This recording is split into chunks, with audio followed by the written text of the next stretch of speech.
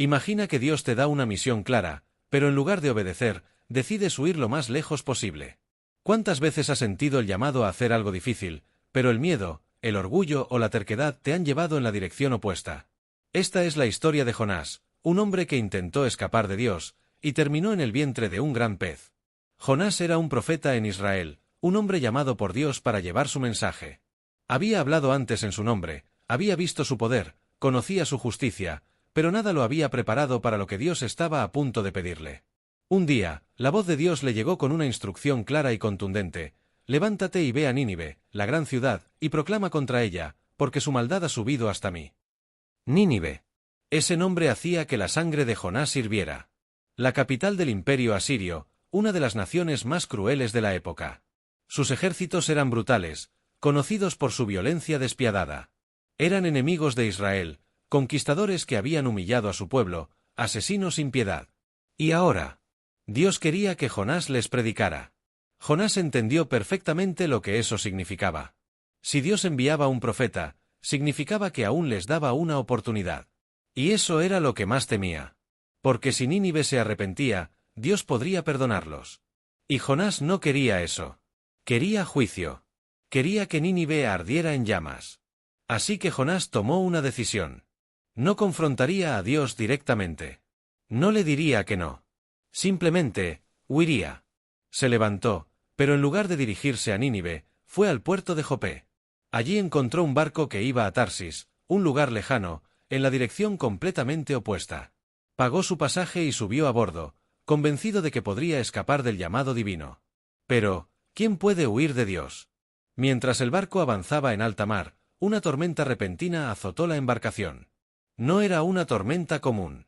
El viento rugía con furia, las olas se alzaban como gigantes amenazantes, y los marineros, hombres endurecidos por años de navegación, se llenaron de terror. Sabían que algo estaba mal. Lanzaron la carga al mar, tratando de aligerar la nave. Clamaron a sus dioses, suplicando ayuda. Pero la tormenta solo empeoraba. En medio del caos, un detalle inquietante: ¿dónde estaba Jonás? Lo encontraron en la bodega del barco, durmiendo. Sí, durmiendo. Como si el problema no fuera con él, como si la tempestad no lo alcanzara.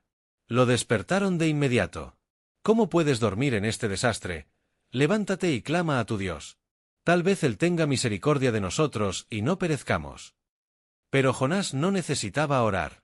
Él ya sabía la respuesta. Los marineros echaron suertes para descubrir quién era el culpable de la tormenta, y la suerte cayó sobre Jonás.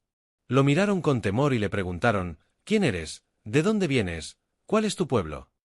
Jonás suspiró. Ya no podía ocultarlo. Soy hebreo, y temo al Señor, el Dios del cielo, que hizo el mar y la tierra. El miedo en los ojos de los marineros creció. Sabían que Jonás estaba huyendo de su Dios, pero no imaginaron que sería el Dios verdadero, el creador de todo. La tormenta se volvía más violenta y solo quedaba una pregunta: ¿qué haremos contigo para que el mar se calme? Jonás los miró con tristeza. Sabía lo que tenía que hacer. No pidió que lo llevaran de vuelta, no pidió que oraran por él. Simplemente dijo: «Lancedme al mar, y la tormenta cesará». Los marineros dudaron. No querían ser responsables de su muerte. Intentaron remar con todas sus fuerzas para volver a tierra firme, pero era imposible. La tormenta era demasiado poderosa. No les quedó otra opción.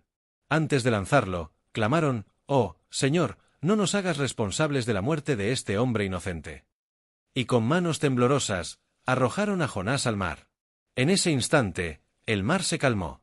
De un momento a otro, las aguas embravecidas se transformaron en un espejo tranquilo. Los marineros quedaron atónitos, y en lugar de celebrar su salvación, cayeron de rodillas. Allí, en medio del océano, ofrecieron sacrificios y votos al Dios de Jonás. Pero Jonás se hundía.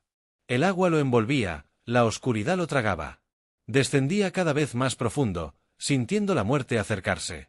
Pero entonces, algo inesperado sucedió. Dios envió un gran pez, un monstruo marino que lo tragó entero. Y allí, en el vientre del pez, Jonás pasó 3 días y 3 noches. Imagínalo por un momento. Encerrado en la negrura absoluta, sin luz, sin aire fresco, rodeado por las entrañas del mar. El hedor de la muerte lo envolvía, el eco de su propia respiración era lo único que rompía el silencio. No había escapatoria. No había más caminos. Solo él, y Dios. Y allí, por primera vez en toda la historia, Jonás oró. No había orado en la tormenta.